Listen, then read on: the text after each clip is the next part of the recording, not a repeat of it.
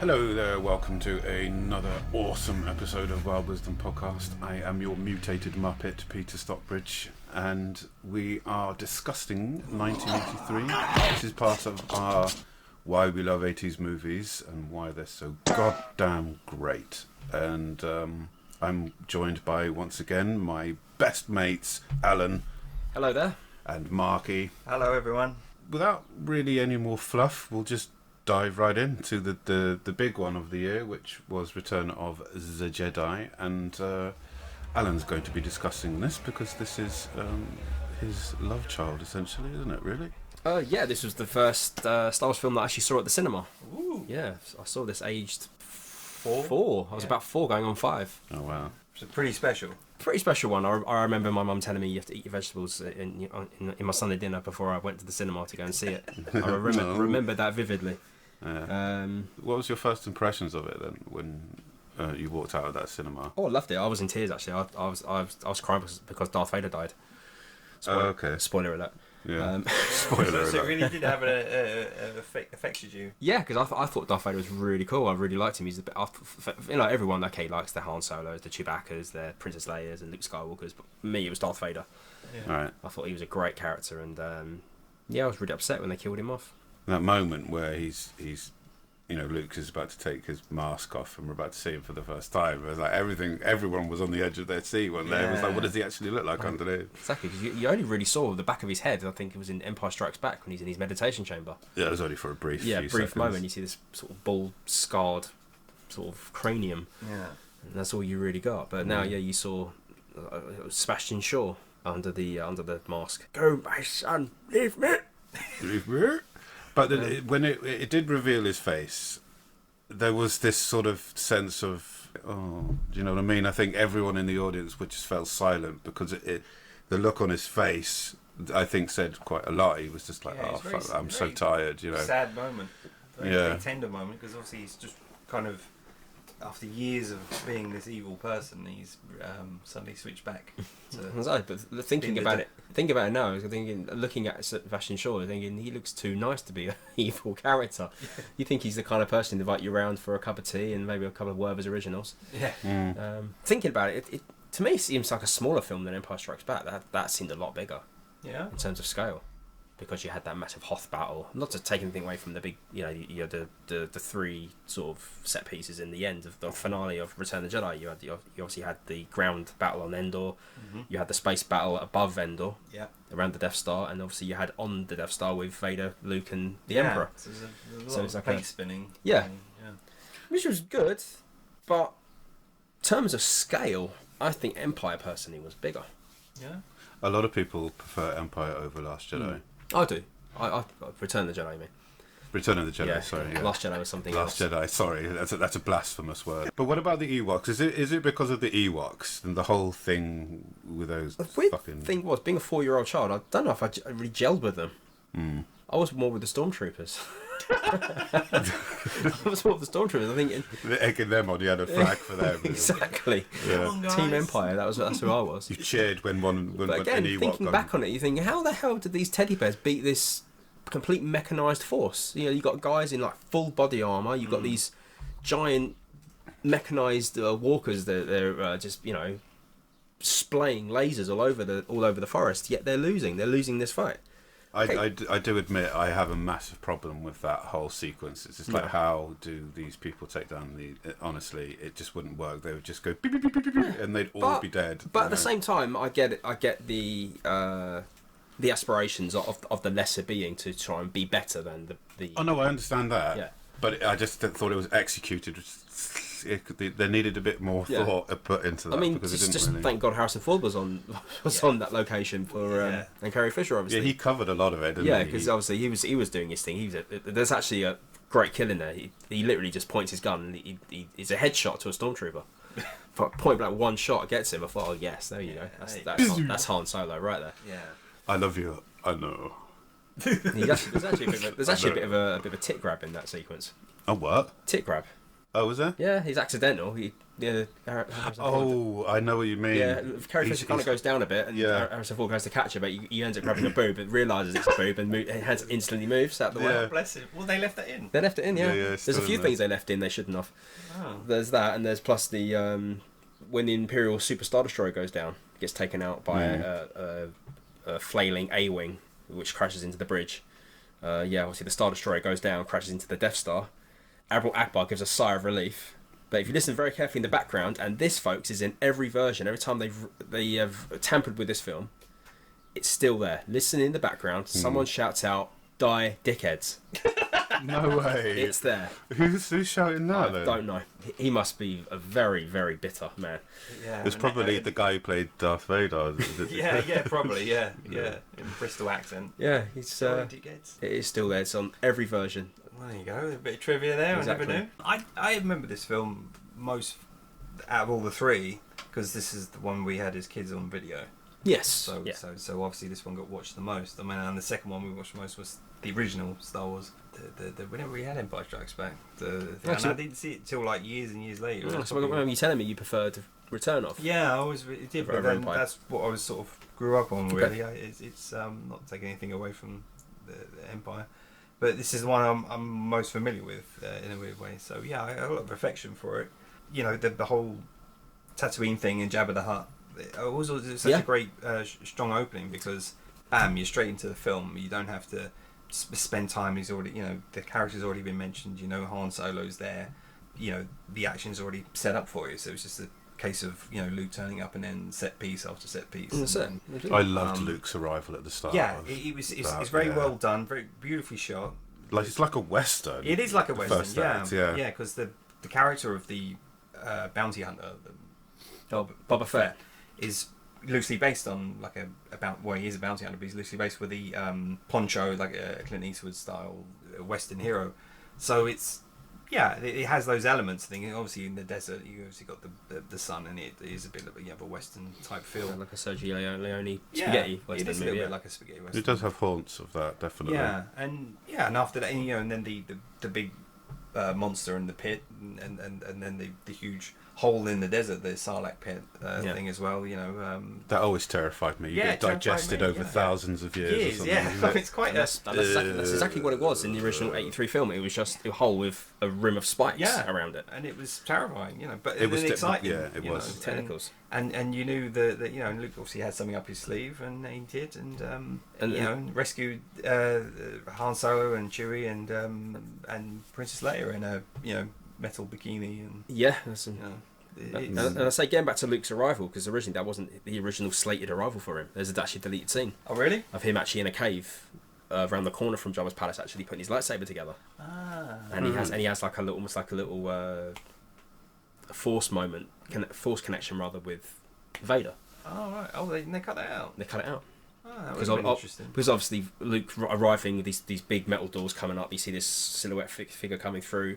Much more better impact, I think, because this film was directed by I think Richard Marquand, a British. I think he was mainly a theatre director. That's right. Yeah. He was. No, he's interested the way they approached it, because it's tonally different from the first one and the second one. For instance, the Darth Vader thing, when he does meet up with Vader again, he's obviously cut his hand off in the previous film, but in this one, they're kind of more receptive to each other in a weird way. Yeah, they do have a good little. They've been kind of civil to each other, should we say? You can see how Luke's changed from the first film. It's also an interesting journey. Got this naive farm boy. From the first film. Really, he's quite different. To a frustrated teenager in the second. Yeah. And then he's more of a calm. He's quite grown up and very mature. And he's interesting. I always thought, because he's always dressed in black, and it's very like a Sith colour, obviously. Yeah. And there is that moment in the final fight with Vader, and he cuts off Vader's hand, and he looks at his own hand, and after he's done it, and that moment, the look on Luke's face is almost like he's borderline. To me, I always think like he could go over the edge into the dark side. He was on the fence, I think. For that moment, because he's whacking and lashing and lashing and lashing and lashing, and then bam, and it's. Yeah, he loses control in that moment. He loses control. That wasn't. We never seen that great moment. Side of Luke's, and the way that it's scored with music, and And you can see the Emperor's reaction is like, wow, I think I've won. Yeah, Ian McDiarmid does a great job. Paul Dessemi, So he was like, oh wow, look, I can't believe it. So I always thought that was quite great, for a great arc for the character, and it was a good ending for the original trilogy. I thought, I mean, I never had any problem with the Ewoks either, but I was only kids ourselves, so we didn't know any better. Yeah. They were okay. I just didn't buy the fact that they took down the Empire or that side of it. It's just, oh come on. Anyway, whatever. It's a kid. Obviously, so the Emperor didn't factor into his grand scheme. He didn't take in the local natives to be so much of a threat, I suppose. Yeah, I guess he underestimated his opponents. Yeah, no, that's always a classic tale, isn't it? It's just like of the big ego head not thinking about the skill of those below him. And the small things. Yeah. No pun intended. Anything else you want to bring up about Eternal? I'll just say it's a good closer to the original trilogy.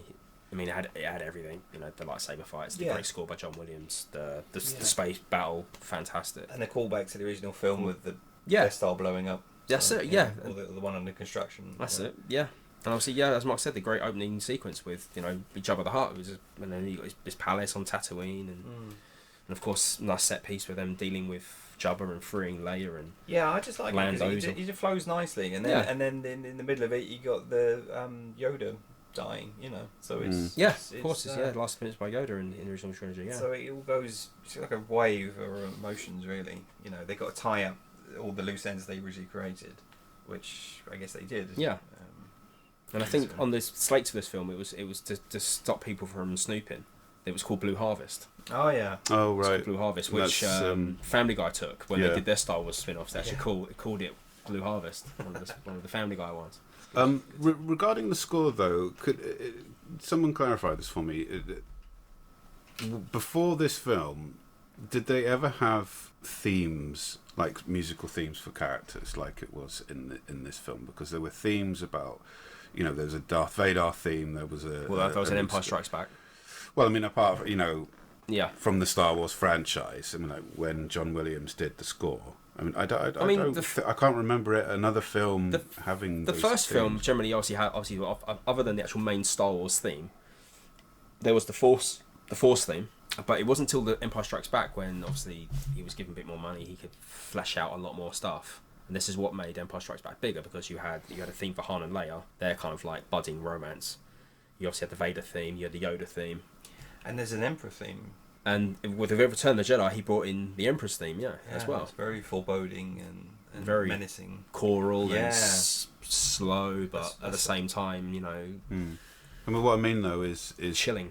That seems to be an evolutionary step for scoring, because I don't seem to remember experiencing that before necessarily. I know you have themes for actual characters. Well, yeah, I mean, like I think the 80s brought that in, didn't it? The whole idea of having character themes, musical character themes. Well, I suppose if you look at the Bond movies. Oh, there's the Bond movies. Apart from the main Bond theme, they didn't really follow on with the same kind of music. No, but like having like this enemy, this antagonist who like everyone is terrified of, and then right at the end, he's a changed man and he's a completely different. And it's just like it's a really interesting. Well, you could have backfired. Yeah. You could have I don't believe it. Yeah, I mean, there is deleted footage around for Return of the Jedi. I think the Emperor kind of sensed Vader's kind of losing a bit. He questions him in the theatrical cut about are your thoughts in this matter clear, Lord Vader? He says, and so I think that's when the Emperor thinks. So he's already had moments of doubt. I think he's kind of doubting his allegiance to me and the dark side. And there's deleted scenes where Vader's confronted by like a commander. He says, you can't pass into the Emperor's chambers. He doesn't want to see you, but of course Vader just chokes him. Yeah. And that's when the commander is under orders of the Emperor. Ah, right. So that's obviously what probably sways Vader at the end of the film, thinking, "Oh, screw this, pick him up and dunk him down the shaft, and that's it. See ya. I've enough of you." There you go. Yeah. Well, I mean, like overall, it tied it off brilliantly, and it was just a lovely ending. The only thing that makes me sad is that Lucas had to go and put a whole load of CG into it, like the Sarlacc pit monster. Didn't need that. Didn't need any of that. We didn't need the whole rework, a new song at the end with all of that. It's just like, no, just Yub Nub is leave much it. better. Yeah. I think it's a case of, it's a bit like Jurassic Park. They didn't stop to think if they could. They should have thought more. They should. Yeah. The fact that they knew that they could, they go, well, let's just throw everything at it. No, Lucas was clearly just sitting there going, right, I want one of those things here, and then we put one of those, and you got some sad cunt just sitting there with a notepad going, oh fuck, right, trying to write it all down quick enough. At that point, I think you kind of lose the main audience, which was us, I guess, the original fans of it, and you're just like, oh cool, they've added that, but at the same time it's not the same. It's not. I understand from him wanting to sort of play with it, because I would sit down and go, what can we do? Things, by all means, but don't change. But don't necessarily release it as well. I mean, if it's not good, then don't release. Anyway, it's his baby, so he can do what he wants with it. And in saying that, one more thing. With the improvements he did, like 16 whatever years later it was, Empire was the one that got the least improvements. Oh, okay. And actually benefited from the improvements Empire Strikes Back did. Maybe very minor. Yeah, very minor. Maybe someone else was working on that instead of Lucas. Maybe. Who knows? Okay, moving on to... We had 2 Bond films. Yes, exactly. Bond, a game is up. Shall we talk about the Let's talk about the main one, I think, first, because this is obviously it's one of my personal favourites. Okay, Octominge. Octopussy, yeah. He was crying out for a great theme song, The Octopussy is forever. He needed the words Octopussy in the song. Well, I can't remember what the song was. They couldn't adapt Octopussy into a song, or it didn't lend itself to a lyric really, so they called it All Time High, and oh god, yeah, it was very sax based. Rita Coolidge, yeah, it's not flamboyant. It's not tune. As much as I love the film, I'm not crazy about the song, but it's passable. It's not too offensive. No, exactly. It's been worse Bond songs. They obviously ramped it up with the following one, with View to a Kill, and they tried to sort of bring it up to date. But no, the Octopussy is absolutely brilliant. Yeah, it's my it's probably not cool to say, but it's probably my go-to film for Bond if I know, because I know what I'm getting with it. It's probably the first one I saw, so that's probably why I'm very attached to it. It's probably full of faults, but I personally can look past them, and I'm there's going to be faults with every Bond movie, but it's like you have to jump on the train, and this is a really nice ride. So just it is a ride, and it is a ride. It's full of action and explosions and stunts and great locations. It's got everything in it. It's got elements of Cold War thriller, and then you got this Tarzan type adventure in the jungle, and mixed with great car stunts and plane stunts and horse stunts, and all these different types of things. But the way it opens, though, right? The way it opens is my most favourite opening. With Bond and he's meant to be in Cuba or something like that, but I think they filmed it in Northolt, with the airbase, and they just stuck a few palm trees in the background, But they but it's mixed together with footage that they shot on location, and so it's all very cleverly edited. And it's like a mini action movie in 3 minutes, and the Bonds are great at that. They always open with nothing usually connected to the main plot. It's a throwaway little the previous mission, and it's all summed up within a few minutes. And it's just such a great opening. It's absolutely brilliant. The whole execution of it. So it's. Yeah, for me, it's got everything, and the main plot is mainly about he's Fabergé. That's this Russian general has got a sideline in doing fakes in order to fund.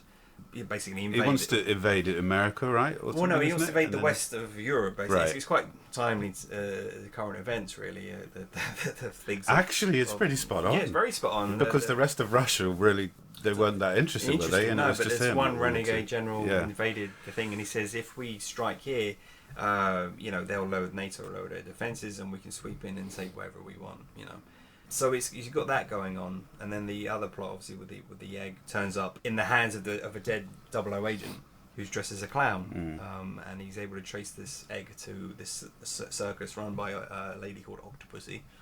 And it all stems from there. And Rogers goes from there, tracks Octopussy down to India. Yeah, it's a what can I say? That's the scene with the clown running to the thing and then smashing through is tense. One that will always stay with me. That's still, which is on the screen now, of him sort of like holding, just lying there with the hand, and the egg falls out of his hand. It's quite a creepy sequence. They because he's being chased by this knifeman, and then you can see the knifeman's quite a while away from him, and as he turns around, he's facing the knifeman, and then you realise they're actually twins, identical twins, who are knife throwers. And Mishka and Grishka. Mishka, yes, that's correct. Yeah. Creepy ass motherfuckers. And they end up sort of filling this dead agent full of knives, and he manages with his last breath to get to the British Embassy and deliver this egg. But it all stems from there. That's where that's the MacGuffin, I guess, of this story, to use the correct terminology. So, but it's great. You got Roger Moore back, who originally wasn't going to come back. He was, Fiore's only was. He thought he was getting a bit long in the tooth, and they almost cast Josh Brolin's dad, James Brolin, as Bond. Yeah, he's an American actor, and he screen tested and come within a hair's breadth of being cast in this movie. You can see his screen test on YouTube. He looks like a very young Christian Bale. Okay. But he's got this American accent, which is a bit unusual. But physically, he could have, I guess, pulled it off, but he didn't quite have the twinkle in his eye, I don't think. No, and he had an American accent. And plus, there's a bit of a handicap. And he wasn't American.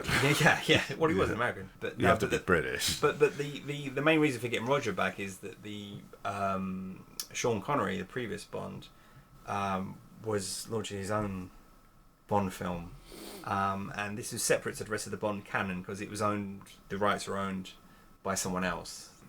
Broccoli and the main bulk of it, but these particular rights for this previous film, Thunderball, was held by a different producer, and under that rule, he could remake that film if he wanted to, and didn't have to pay anything to the Broccoli side. Was Say Never Again a story by?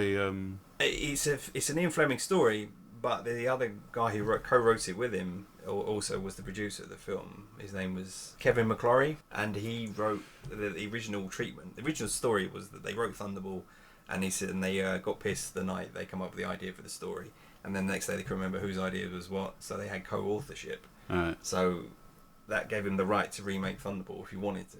He actually held the right to it. If you look back to the original Thunderball, it's produced by Kevin McClory, and it's only presented by Broccoli and Saltzman. So it's kind of, they don't have the rights to it. So Never Say Never Again is basically a remake of Thunderball, including characters and things, obviously updated with new actors. But they, in that story, have a middle-aged, kind of retired Bond called back to the service to track down these warheads. Like I said, it's the same story. It's all set in the Bahamas again.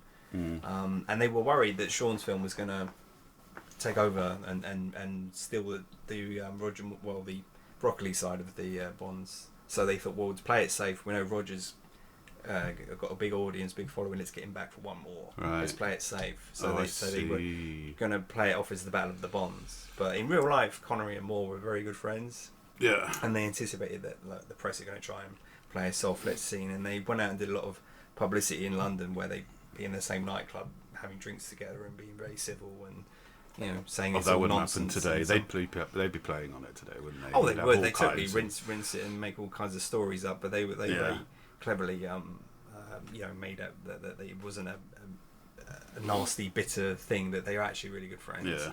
But ultimately, when both films came out, Octopussy was the clear winner at the box office. And I believe that Sean Connery, when he saw it, he said, even he was impressed. It was very thing. I think he was quoted as saying it has more climaxes than a porno. Well, it's got the amount of girls to match. Yeah. In there, so it has all these sort of endings, because he keeps going. You got the ending at the circus, and then the ending at the palace, and then the ending on top of a plane where he's fighting the bad guys. There's so many sort of endings. It goes on and on and on and on. Whereas I guess Never Say Never Again just had one ending. But Octopussy for me is, like I say, it's like a comfort blanket of a film for me. It's I love it to bits. The whole clown aspect to me as well, I love, because I don't know what it is about clowns, but they freak me out. Yeah, there's a phobia name for it, isn't it? There is a phobia. There is a name. Yeah. Johnny Depp suffers from it as well. Oh, does he? Yeah.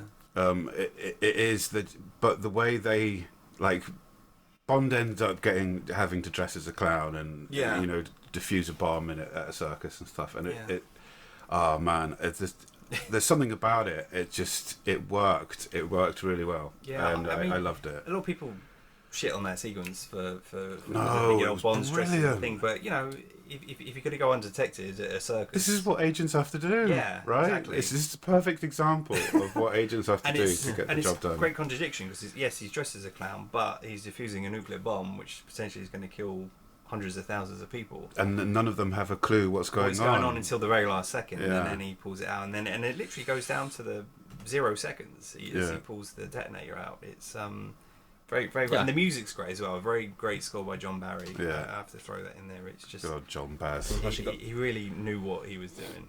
Yeah. Plus, you got the guy in the cannon comes out for like a little last minute. Yeah, laugh. it's always a great gag. Yeah, because it's like Francisco the Fearless. That's it. He's going to be launched from the cannon, and didn't realise he was about to be launched by a nuclear bomb.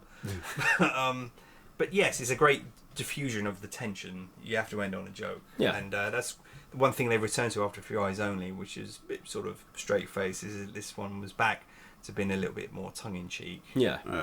With and you had a great cast. You you had a great French actor playing the villain in this one, Louis Jourdan, very suave and sophisticated character in real life. But he was wonderful in this as Kamel Khan, the exiled Afghan prince.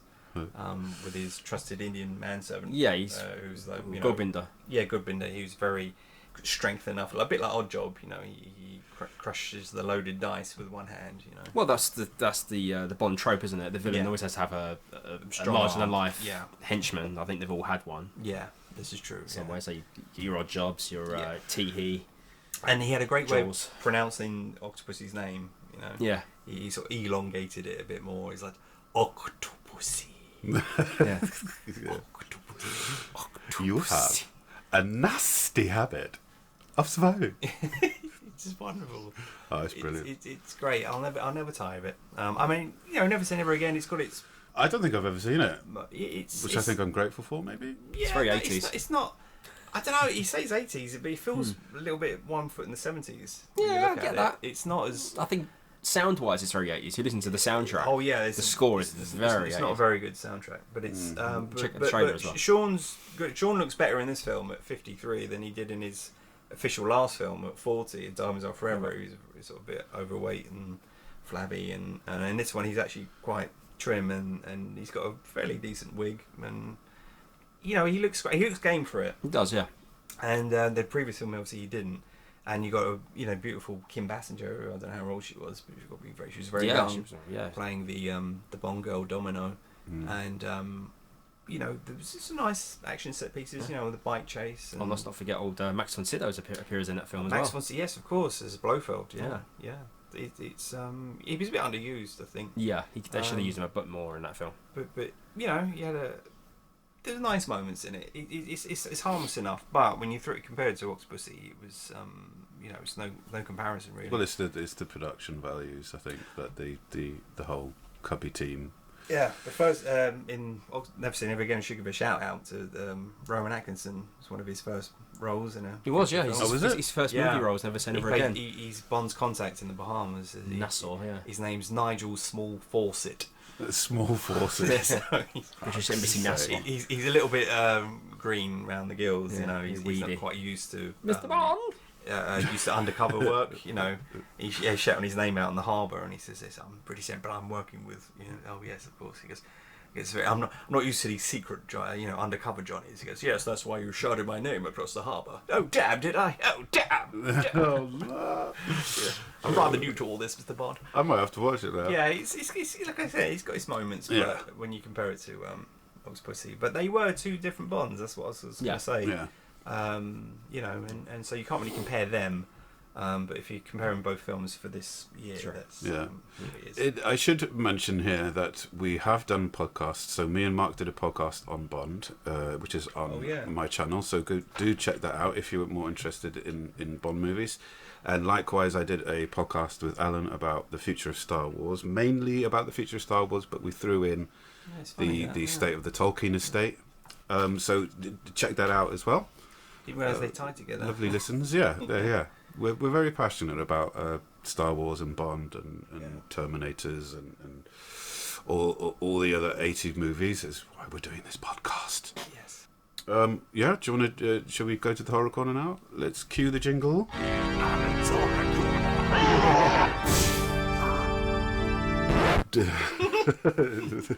Take it away, sir.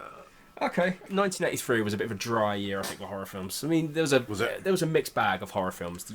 Unfortunately, there was no Jason this year. He was killed in 1982. And our future horror stars haven't quite appeared yet. But they're coming. They're on the way. They're on the way. Certain dream demon and a small like little... Yoda then. You. Well, that's like Jim Carrey, but I don't know. Oh yeah. Sorry. It's okay, but sorry, yeah, a certain dream demon and a small red-headed puppet will soon appear in future years, making their screen debuts. Yes. But 1983, I'm not really going to go into too much detail with 83. I mean, we had a film, Christine. Oh, it's Stephen King. That's a Stephen King story. I think directed by John Carpenter. John Carpenter, which obviously told the story of a possessed Cadillac, which starred a star from Jaws 2. I think it was Keith Gordon. Keith Gordon. Yeah. And he's obsessed with his car, and she's possessed. And he fixes it up, and that's right. Yeah, he fixes it up, and she does a bit of a rampage. Yeah. A bit of a rampage on that. The original film. I mean, I can't really think where a car is actually the killer. No, the closest we got was Jewel, I think. Yeah, but I mean, the car itself. But it's car of itself, its own. Yeah. There wasn't a Herbie film where Herbie went. True. rogue. Herbie goes bananas. Herbie goes mental and cuts people up. Yeah. No, they could have gone. Herbie gets bloodthirsty. Yeah. That would have been a good one. Herbie gets horny. We also had a David Cronenberg film this year with James Woods. That was Videodrome. Oh, yeah, it's a very dark film. Yeah. I've only seen a bits of this. I've caught it on BBC Two many years ago, really late at night. Props to practical effects in this film because of a lot of dark sequences where James Woods kind of reaches inside his own body and pulls out a gun and lovely other things. And my memory of it is yes, it has that, and it's a very dark satirical piece on media as well at that time. And it doesn't hold back. It shows everything. It almost much. Lingers in. Debbie Harry from Blondie in it. Given a good I'll say that was David Cronenberg to a T. He loved body horror. Yeah. He's got a great one coming up in '86, which still scares the shit out of me today. I mean, he's still making them today. He's got one coming out this year with Léa Seydoux and Viggo Mortensen. But it must have been at the time that was released. It must have been really horrifying for people to see, because you had Debbie Harry, who at that point was big well known for her music. Her hair's dyed. And it's all black or whatever it was, and she plays this complete sadomasochistic. With this other bloke, and stark naked. Too, yeah. Just it must have just completely sort of made people feel so uncomfortable about it. I know I would have been. Yeah. I said there was another Stephen King film, Cujo. It was a story of a rabid sort of St. Bernard. Yeah. Again, I've never seen that. I haven't seen it. Again, I've caught bits of it. Yeah. It's all right for the most. It's obviously you got shots of the dog and all that, and when it goes into attack mode, it turns into like a bloody puppet. The real horror film I think of that year was the Twilight Zone. Oh yeah. Okay, so was this the movie of the TV show? Yeah. Right. It was a movie, and he had 3 or 4 short stories. And 3 or 4 short stories. 3 or 4 different directors. Each one. The one in question was the one with Vic Morrow, who played a character who was overly racist towards people of colour, ethnic minorities, what have you. And he's punished. He's thrown into all these situations where he is the one who is now being chastised. So he's been chased by the Ku Klux Klan. Right. He's in Vietnam.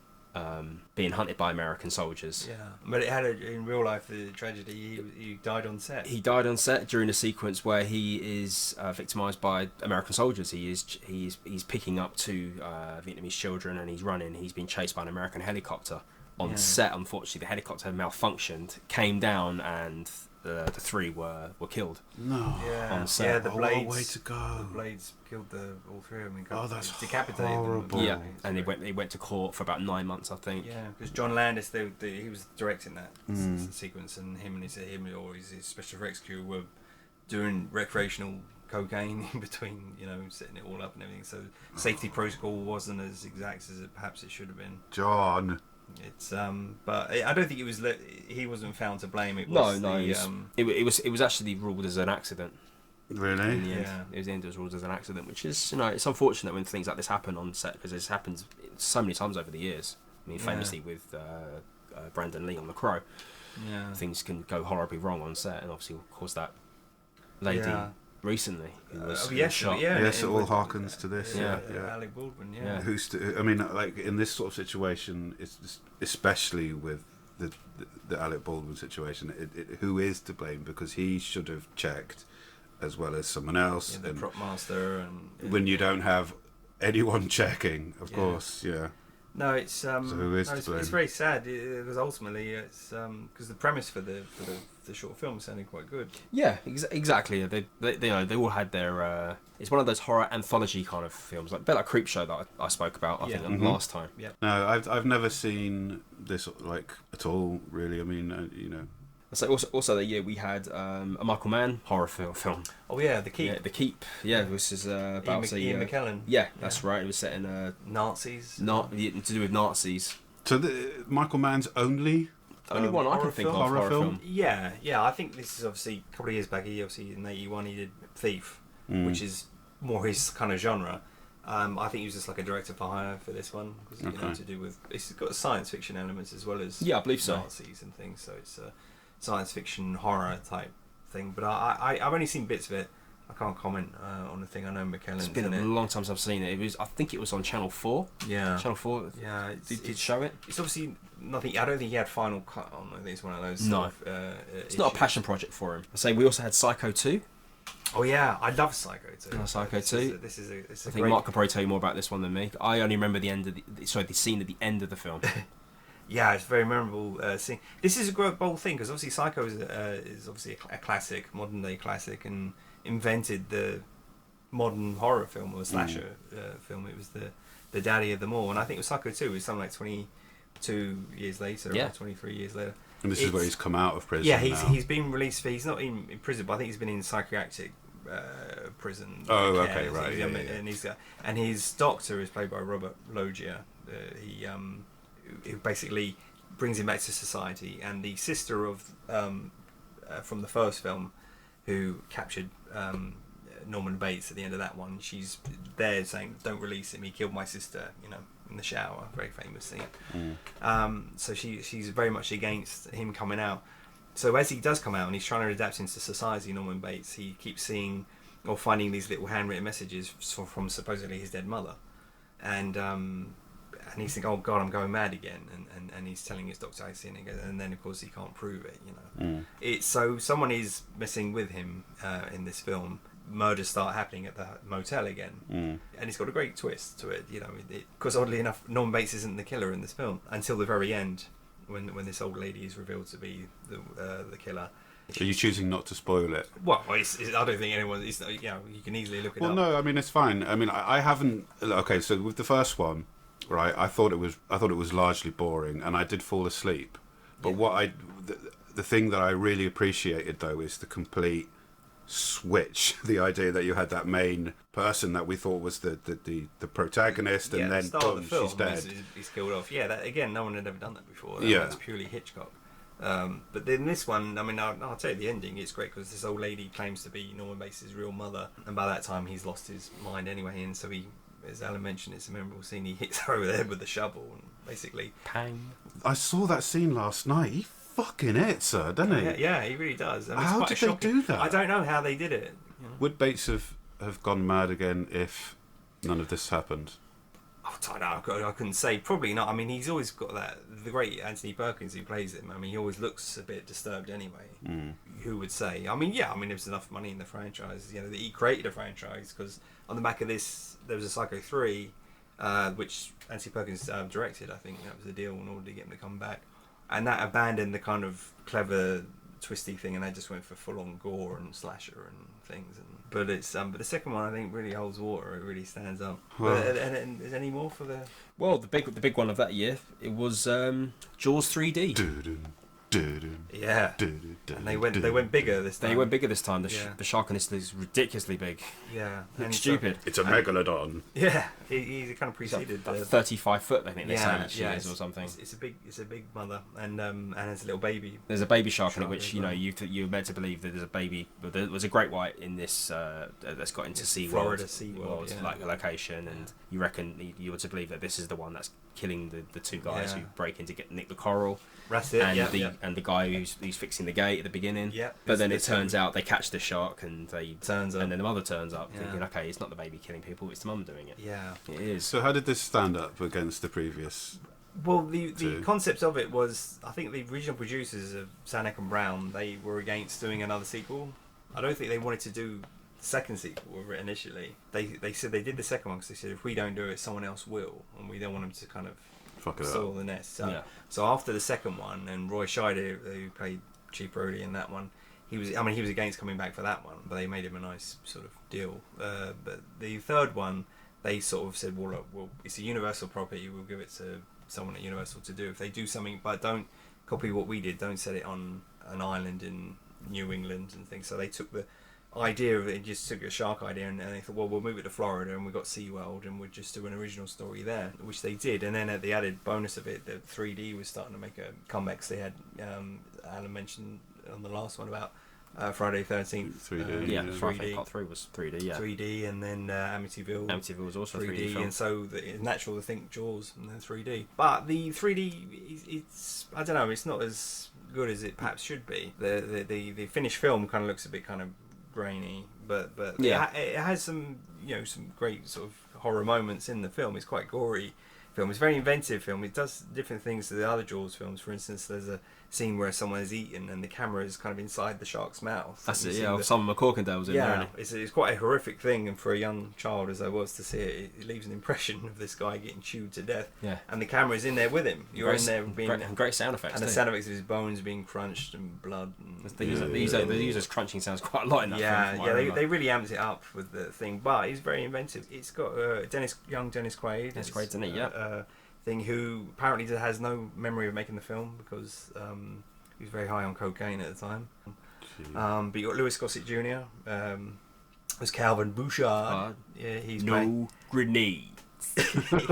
he's great, great charismatic character, and as you say, another great charismatic guy, Simon McCorkindale, playing this English Jacques Cousteau type, eccentric, wanted to bag a great white because they die magnificently.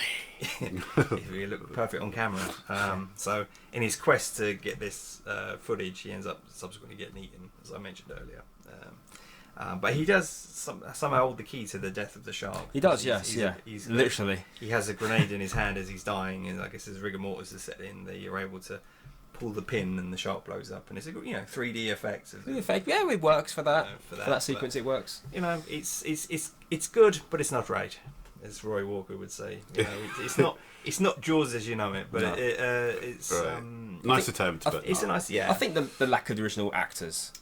Yeah, that's the thing, because as I say, the original producers said don't touch our thing, but you have to kind of let it go, and if you want to continue, you have to do something new. I think they actually allude to Chief Brody being dead by this film. Well, I don't think he's mentioned in this film, but he's in the next film, which I guess we'll cover briefly. We talk too much about it. So we have to. But Roy Scheider was definitely against coming back. But no, for what it is, it's got a nice score to it. It's great English composer Alan Parker. It's good for what it is. For what it is, Yeah, and that's section on that. Sorry, that's my horror corner. It's all right. Well, there's some. Thanks for letting us in it. Yeah, I'll make up for it in 1984. Yeah. Well, 1984 is a gastronomic orgy of films, so we'll probably be here for 3 hours next week. Yes. Let's move on to King of Comedy. Yes, this is an unusual Scorsese De Niro film. De Niro plays a character called Rupert Pupkin, who's this kind of skinny, weedy wannabe comedian who thinks he's absolutely hilarious, but he's not. But he's determined to get to the top the fast way. The fast way being, in order to get on to the show that he wants on, the late night talk show hosted by Jerry Lewis, he decides to kidnap Jerry Lewis and get on TV that way and do his act in front of the whole world. It's an unusual film, like I say, in the sense that it's not their usual thing. It's got elements of darkness to it, but it doesn't have the there's no graphic violence or any swearing. I don't think in it. It's actually quite. It's a PG. I think it's the only PG film they made. Right. So it gives you an indication as to the type of film it is, but it's definitely not family viewing. Because it's a film dealing with fame again. Is another big thing in the 80s of excess and fame and celebrity culture, because at the start he's one of these wannabe autograph hunters, and by the end he's been hounded himself with autograph hunters just purely because of what he's done. So he's got all the notoriety and fame, but without having to do any of the hard work. So very interesting film from that perspective. It's a great De Niro performance. Again, it's not like his usual style. It's very familiar to Joker, and probably.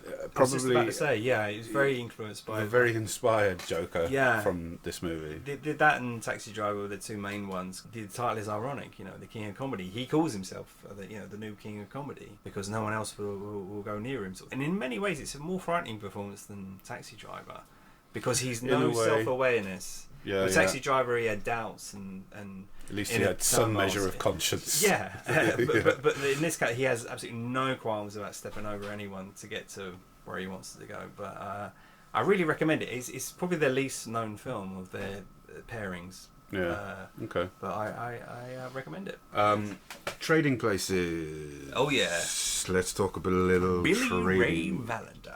Hey, Billy Ray. Whiskey, all you want. Shall I take it off? No. Shall I take it off? What a movie! This is, this is a movie that if you're ill, you put on because you want to feel better. You could never get bored of watching it. The time period is exemplified so wonderfully. You've got the class situation going on with, Eddie Murphy being right at the bottom and Dan Aykroyd's character being right up there at the top. It's basically the old story, The Prince and the Pauper. Yeah, and how it swaps. Places. Yeah. And I like the title is play on words because they're trading places physically, but the main business is trading in places in the stock exchange. Yeah. Brilliant. Just this is obviously not Eddie Murphy's first. His first was 48 Hours. Yeah. And, if 48 Hours didn't propel Eddie Murphy's career, this one did. And then the next one did even more so. Yeah, even more. You'll see. The way he just sort of presented his character on screen is, first time we see him, he's on this sort of weird ass tray. Yeah, he's begging in the street in a park. Saying he's an amputee. Yeah. War veteran, Vietnam War veteran. It's a comfort blanket of a movie more than anything. For me, it is. I love it just from beginning to end, and I it's a great setup for a story. Yeah. These two rich guys, the Duke brothers, who take Eddie Murphy, who's poor, and then swap places with him with Dan Aykroyd, who plays smug and snooty very well, I must say. Yes, they do. He's a fine comedic actor, but he plays it very straight in this. At the start, anyway, as this guy Lewis Winthorpe III, and he's very uptight and he's making them a lot of money, and so Duke brothers decide to have a bet of who is, could they switch places, and they decided to do it. Well, how much do you want to bet? And you never find out until the end that it's just $1. Yeah, $1. Yeah. $1. And he's going to be put in with the worst kind of people, a real scum. Fine. Yeah, it's great. It's endlessly quotable, as you can probably guess. but they play it so well. I mean, Dan Aykroyd plays this guy who's basically having a breakdown, just taken completely out of his own comfort zone and dumped into this whole new world. And that's where he meets Jamie Lee Curtis, who's like the hooker with a heart of gold, who sort of kind of takes pity on him. It's like when Eddie Murphy jumps into the car of the two. Yeah, the Duke brothers. Right, the Duke brothers, and it's like this is Marty. Hey, Marty. Yeah. All this. This is Randolph Randy, like Randy Jackson from the Jackson 5. Yeah. So Do you want a cigar? And he just takes them all, and just like. It must. You get the feeling that most of it's ad-libbed. I mean, like he has an ad-lib feeling. Yeah, towards the end of the film, where they start to get Clarence Beeks on the train, and Coleman is this kind of Irish priest, and then Jamie Lee Curtis is this kind of. She's meant to be Swedish, but she's wearing lederhosen. Yeah, she also can do a German accent, so she's doing a Swedish accent, and then Eddie Murphy is this like a Nigerian. Exchange student. And Dan Aykroyd blacking up. Yeah, which is quite controversial, but I think obviously it's for comedic purposes. I say it's also got a cameo by Frank Oz. Oh yeah, Yoda himself. Yeah, he's playing a policeman because he's another one, I guess, of John Landis's kind of good luck charms. He was in Blues Brothers, and he's also in American Werewolf in London as well. Of course, and of course he's in this as well, playing the policeman who books Lewis Winthorpe.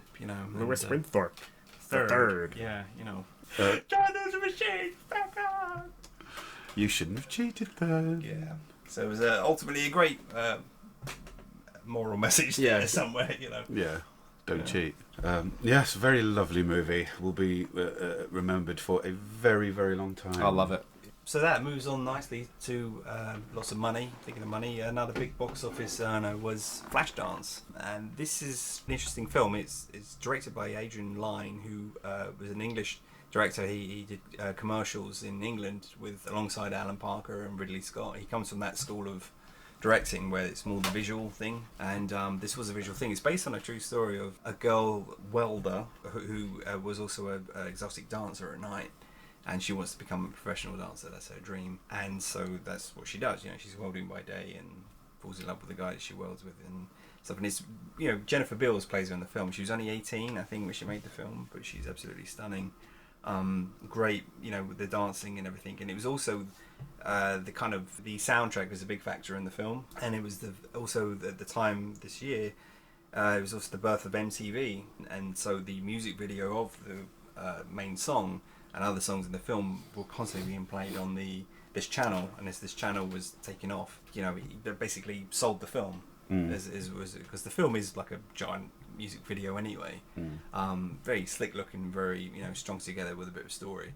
Yeah, so the music helps. It's Bruckheimer and Simpson production. And obviously they went on to do Beverly Hills Cop and Top Gun, so it has that feel of it. That sort of. I don't think I have actually watched this all the way through. I know my sisters loved this movie. Yeah, it's good. I mean, he basically also cornered the market on leg warmers and of course it did. aerobic gear. It's one of those films. Yeah, it's very rare, obviously, to have a female-led film of That's very true. That's very true. Very true. Very much a man's world, sadly, but in that time. But the only other one really is like Alien or Aliens or something. Yeah, it was female lead. I can't think of many others. No, I liked it actually when I only watched it recently, but I think it was really good to say. Visually, it holds up. The soundtrack's great. It's got the song "What a Feeling." The Pete was dancing so funny enough before we came in to record this podcast. Did you have to go and tell everyone? So now I'm not going to be able to live with pretend myself. that he doesn't like it. Yeah. But it leads on to another film which had a great soundtrack that was big with Risky Business. Again, and something else I've never watched is obviously it made all the teenagers of the time damp, and because it's like everyone watched that for Tom, and well, this is his first kind of big thing. I mean, before Top Gun, this was the Tom Cruise movie, and it's playing a kind of rich student. His parents go away for on holiday and kind of leave him to his own devices, and he's dancing around the house in his underpants to old time rock and roll. It's a very famous sequence. And it gets a badge of honour because it was spoofed in The Simpsons. Well, there you go. So it's an iconic moment right there. And a great performance from Rebecca De Mornay playing this high-class prostitute who Tom has a fling with and then ends up kind of falling in love with her. Her pimp is played by one of the Fratelli brothers from The Goonies. Not the Bond villain. No, the other guy. Robert Davi. I don't wear a toupee. Yeah, him. Yeah. He doesn't have a toupee in it. I think he robs Tom Cruise's house and he says, if you want your possessions back, you have to pay me XXX, So she decides to help Tom Cruise and get all her friends over, and then Tom invites all his student friends over, and they basically have a whorehouse open for the night for his friends to enjoy themselves and earn the money back that way. I mean, it's quite an American studio film. It's quite a bold story. I don't think it would work today or be allowed to. I never paid any attention to it. I mean, I saw Tom Cruise and my sisters going all over it. Yeah, and I just moved on. I never bothered to. Yeah, so it's an important film. It was big at the box office that year. Wargames. We should mention Wargames. Wargames, yes. I've seen this a couple of times, but I need a lot of reminding on it. As far as I remember, it's a military program designed to get talented gamers into their thing. Yeah, that's right. It's the first computer hacker film, which would subsequently go on to be a big genre. But this is the first one, and he's a student who hacks into his class computer to change his grades, you know. But he also hacks into a big American military computer and thinks he's playing a game of thermal nuclear war against the computer, when in fact he's actually launching real nukes for real. But it should be noted, because I say, it's the technology at the time, or it's computers, and they weren't advanced, but this is the first film of that genre, you know, the computer hacking. It is. Yeah, oh definitely. I am quite ashamed to say that I don't really know much about this film. So yeah, thanks Wargames. And there was, we mentioned Jaws 3, didn't we? There was another third film with Superman 3. Which, again, growing up, Superman 3. I liked it because he didn't have the Superman 2 that we mentioned. That was shot at the same time as Superman 1, so this was its own thing, and it's not really. Some people would argue it's not really a Superman film because it's more of a vehicle for Richard Pryor, who's kind of the main star of the film. Yeah, I think Superman can't play second fiddle to him. So in his own film, Gus Gorman. Gus Gorman. Again, computer hacking. You know, he's suddenly becoming a thing, and he uses his computer hacking skills to stop the world's oil getting to America, and the villain that he works for, played by Robert Vaughn, to basically corner the market on oil. The reason I like this film, because again we had it on video as kids, they just tried to kill Superman with some homemade kryptonite, and they're able to find the recipe for kryptonite online, but there's 57% of it missing, so they have to invent something. So he's smoking a cigarette and he goes, I'll just put some tar in there or whatever, so they, with all the other elements, to kind of make up kryptonite. So it looks like kryptonite, but it's not full kryptonite. So when they give it to Superman, he doesn't die, but what does happen is he suddenly loses all his morals and hygiene, and becomes very dirty and evil, and it's an interesting thing. I love the way Christopher Reeve plays it. You know, it was really good. He's drinking in the bar, and he's very rude and aggressive to kids, and suddenly he's got a 5 o'clock shadow from nowhere. Yeah, but it culminates in this big sort of fight between a good version emerges from the bad Superman, and it's Clark Kent. So it's the good Clark Kent fighting the bad Superman. Again, Reeve playing both roles. It's quite a inventive action sequence where that was all in a scrapyard. Right, yeah, I remember all it's a very bold thing, and it's quite violent at the time, anyway, because he basically throttles the bad Superman to death. Oh yeah, and, he does actually. He does. There are moments where Christopher Reeve really plays it as bad Superman, and he's sort of screaming. You see the veins popping up on his face and his neck, and he's much better actor than he's given credit for. Because with Superman, you're kind of limited with your range, but with this, you can really see he's kind of he tried his hardest with this one. Yeah, he really sort of he gives it 100%. I think it's a shame. It's very underrated, I think. But yeah, the other big film this year, when we talk about high excess, and we mentioned cocaine a lot, nicely brings us to Al Pacino and Scarface. How'd you get a scar, big guy? Tough guy. Eating too much pineapple? Yeah. The TV version for this is more notorious.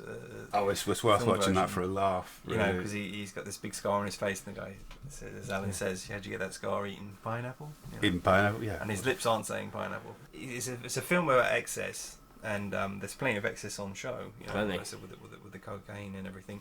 Originally, it's one of Universal's films that were being remade. You know, we mentioned The Thing was a remake of The Thing from Outer Space, and The Curse of the Cat People was remade as Cat People.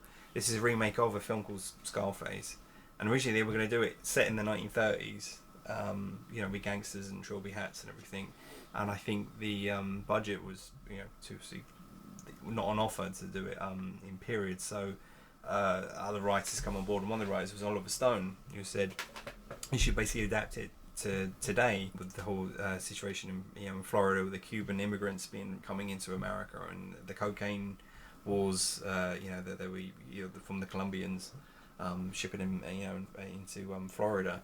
So he sort of brought it up to date in that sense, and they adapted the Scarface character of this, you know, wannabe drugs dealer who suddenly becomes a huge guy in the drug business. He sort of fights his way up.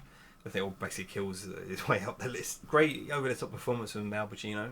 I don't even necessarily think it's over the top. I think it's very. Well, I think it becomes more honest. The more he gets, because he's told at the beginning of the film that, you know, 2 rules of in the drug trade. One is don't get high on your own supply. Yeah. And of course he does get high on his own supply. And I think that just, for me, it just leads to him being more grandiose and theatrical. But the great cast involved in this is Michelle Pfeiffer, straight out of Grease 2 from last year. She's given this kind of note. She's not a gangster's mole in the sense she's actually quite streetwise, but she's again hooked on the drugs and the drink, and she's kind of backs herself into a bit of a corner, really. I remember seeing this when I was quite young, 11 or 12, and it made quite an impact because it's very violent, very bloody, and it features this again, it's Brian De Palma. He's a big Hitchcock fan, and it has this sequence of a guy getting his arms chainsawed off in the shower. What's cleverly, it's the way it's edited, there's blood splatters and things, but you don't see anything being cut off. There's no contact of blades touching arms or whatever, but it's what you think you see. The sound effects make it more frightening than it is, but it made an impact on me as a kid. But things you probably shouldn't be watching. But then it's a bit like a lot of these films this year. We probably shouldn't have been watching. True. But we were. We did. I mean, Trading Places is probably the first time you saw a pair of boobs on telly. Not for me, but that's a completely different tale, which will never be told. Let's just say that. Yeah. But what interests me about this film more than anything is that the scene, most of the scenes when there was no sort of action, it was very Hitchcockian and very slow and almost noir. But it's very. And then it's just like it builds and it builds and it builds and it builds and it builds and then bam! It's just like the last act when his sister comes into the office. Yeah, he has this kind of that whole sequence. It's there's a still of it up now, and it's I think probably one of my most favourite stills ever in movies. Yeah, she's a good actress, Mary Elizabeth Mastrantonio. Yeah, but it's the look on Scarface's face when he's realising what the fuck have I done. Yeah, he has a kind of almost strong attraction to his sister. It's kind of implied that he's bit so obsessed with her, he won't let her go out on her own, and he doesn't like her dancing with other guys, and he's a bit too overprotective. He's kind of a bit in love with his own sister in a weird fucked up way. Having tiger as a pet. Yeah, he's always wanted a tiger as a pet, so he finally gets a tiger in his garden. It's all very colourful. I loved the cinematography work on this, and it's beautifully shot. The idea of the end when he's realising, oh my god, what have I done? And then he starts, and he realises that his home is being raided, and he just fucking switches again, and he just goes up a gear. Yeah, and it's like you thought he was bad before. This is Oh no, he goes out guns blazing because he's already been kind of shot and wounded, but he's full of coke. This final sequence actually was co-directed by an uncredited Steven Spielberg. Oh wow! He was visiting Brian De Palma on set, and he was kind of struggling to kind of organise the thing, and Spielberg just says, can I just make a suggestion? He says, you can do better than that, you can show me how I should do it. And directed the scene of the Colombian storm in the house and where the explosion should come and things, and the genius for that whole sequence was that throughout the whole sequence there's one guy behind him slowly creeping forward, and he's coming back to him slowly, and he's getting closer and closer to him, and this guy, Scarface is going mental. And it's almost as if Scarface knows that something's going to happen. Yeah. And he's just like, he knows he's going to be taken out. Yeah. His time's up, and he's just pontificating that no one can sort of knock him down, and he's just waiting for someone to knock him down. Just wait for someone, and someone does. And it's almost Shakespearean, he just sort of just falls into it's very Shakespearean. Because he's got the big centrepiece, hasn't he, in his foyer? Yeah. The world is yours. The world is yours, that's like his motto throughout the world was yours. Not anymore. Not anymore. But very good. Very good. Bravo. Yes. I never this is the thing with these movies, and it's the same with Goodfellas. Originally I was like, no, it's too horrible, I don't want to watch it. But then later on in my life I watch it and I think, wow, it's fucking amazing. There's so many of those situations. Well, hanging around us too long. I have been fucking hanging around. No, I love you guys. Man. Alan, you want to talk a bit about Krull? Krull was basically a sci-fi fantasy film about a guy called Prince Colwyn who gathers a little band of outlaws on the planet of Krull to sort of free his betrothed, the future queen, Princess Lissa, from an entity called the Beast and his forever teleporting Black Fortress. Great, good little production. I mean, it bombed at the time. Unfortunately, it was a British film. It's a British film, yeah. I think Peter Yates directed it. Oh, he's good. Yeah, Peter Yates directed it. He made Bullet. Yeah. He made the film, and it's got Bernard Bresslaw from Carry On fame in a straight kind of role. It's got Cyclops. It's got Cyclops. Thank you. It's got Freddie Jones in it as Ynir, who's like the sort of the Obi-Wan Kenobi character, if you like.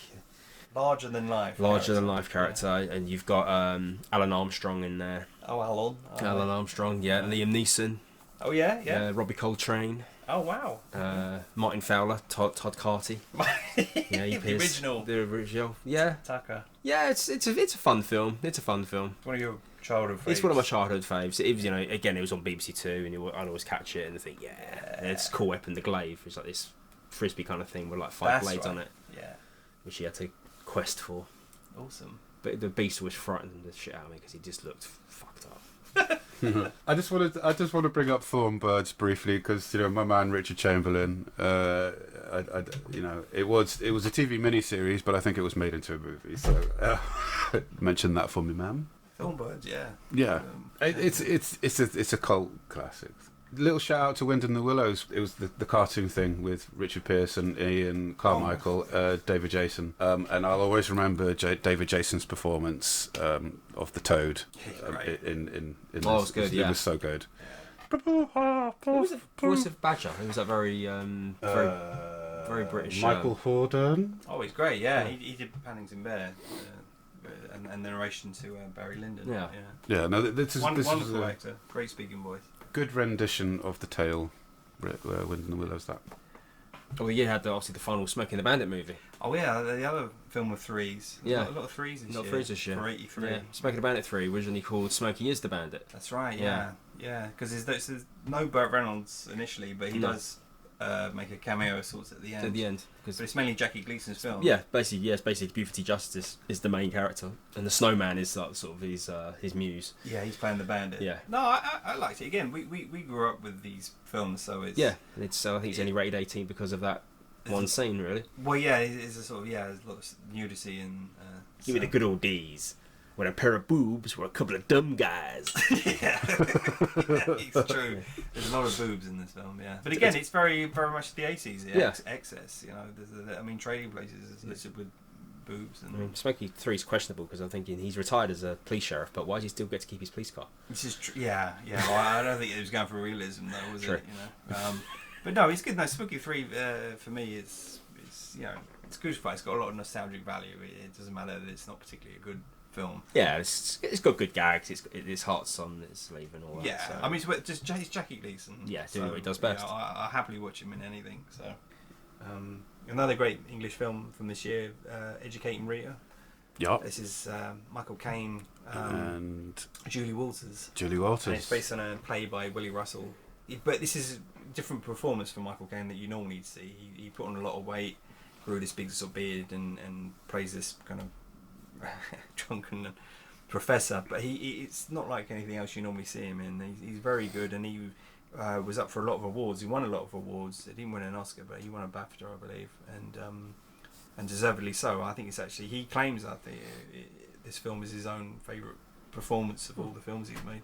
Fair play. Yeah, I've only seen it once or twice. Yeah, it's very. But very good performance. Very good. I mean, very low budget film. It's all shot in Dublin. Cheap. It's meant to be Oxford or something like that, but they filmed it there. It's practically one set. It's based on a play, so it's good. But worth a shout out. Yeah, that's a good one. A Man with Two Brains, Steve Martin, eccentric Steve Martin performance. Carl Reiner directing after the Jerk they made together. It's very over the top. He plays a brain surgeon who can do multiple brain surgeons at once. Weird name, isn't it? Yeah, his name is Dr. Michael Huffar. I hope I said that correctly. We love Steve Martin. But he's great. It's Kathleen Turner spoofing her body heat role as this kind of vampish, highly sexual wife that he marries who refuses to have sex with him and just drives him nuts. And the only way he can sort of have her is to have this brain who he falls in love with. He can hear the brain talking to him, so he decides to put the brain in his wife's body. Sounds great. To give you a rough idea what it's about, but it's Steve Martin, and he was funny in the day. He's absolutely brilliant. Monty Python's Meaning of Life. I didn't like this movie. it was a massive departure to their Life of Brian and Holy Grail movies. Well, this was more of a series of sketches than a film, isn't it? It was more of like a surreal sort of like just mix mash of just different sequences, different sequences and things, and it's just like there was a sequence with a mother standing at a kitchen, and then she goes, and then a baby falls down between her legs, and it's just like, what the fuck is going on? Yeah, it's one of those really sort of unsettling, uncomfortable. This is the one with is it Terry Jones as Mr. Creosote? Oh, Mr. Famous Mr. the Creosote. big guy in the restaurant, yeah. Well, the thin roll. Yeah, fuck off, I'm full. Yeah. Yeah. Yeah, it's quite a striking image of. But it's got the musical where every sperm is sacred. Yeah, I think so. Yeah. That's right. I think it's connected to the sequence with Pete mentioned with the woman. Oh, the woman giving birth. And John Cleese is the teacher teaching the class about sex. Sexy as I pay attention. Which, can I just say, is filmed literally just round the corner from where we are actually sitting. Where they filmed it? It was filmed in the university over there. Kelsey Grammar School. Yeah. Do you have any births and deaths? There was quite a few great people born this year. You had Emily Blunt. Okay. Rafe Spall, the son of obviously Timothy Spall. Yeah, good actor. Future Superman Henry Cavill. Oh, right. Welcome to the world. Future Henry. Thor Chris Hemsworth. Oh, wow. Mila Kunis. Shut up, Meg. Yeah, shut up, Meg. Future Spider-Man Andrew Garfield. Oh, right, yeah. Jesse Eisenberg. Oh, yeah. Oh, cool, yeah. Social Network. Jesse. Jonah Hill. And some future Star Wars actors, and one of them went on to even bigger things. We had Donald Gleeson, who was General Hux in the Disney trilogy. Brendan Gleeson's wife. Felicity Jones, who would be Rogue One. In Rogue One. Yeah. And of course Adam Driver, who is Kylo Ren in the trilogy. Yeah. And obviously he's went on to much bigger things. He's a fantastic actor. Good actor. Yeah. Really good actor. Last Duel, I recommend it. And House of Gucci. House of Gucci, which I'm going to see very soon. Yes, I still haven't seen that. I really do want to. I mean, the year before we lost Arthur Lowe. Yeah, I missed that guy. This year we lost John Le Mesurier. Oh yeah, Wilson. And also the great English gent David Niven passed away this year. Oh yeah, David, he was great. Just as a side note, really, we lost his actor very recently. He actually made his film debut this year, Ray Liotta. Oh, rest in peace, Ray. No, I like Ray. He was good. He was fucking good. That guy. He was a good. To coin the phrase, he was a good fella. He was a good fella. He was a good fella. But he played a lot of nasty, tough guys. Okay. So that was 1983. That was 1983. I mean, it's not lots of cocaine, lots of money, lots of threes. Lots of threes. 3D threes and threequels and yeah. Well, I think we covered it all. And the end of a trilogy. Yeah. Yeah. Next year is going to be a pretty chock-a-block one, so expect it to be slightly longer.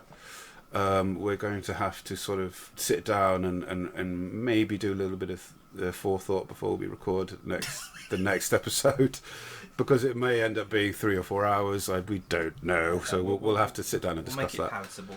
Yes, and if you do like these podcasts, please do give us a subscription. Please click the bell and please click the thumbs up or click the thumbs down, whatever, it doesn't matter.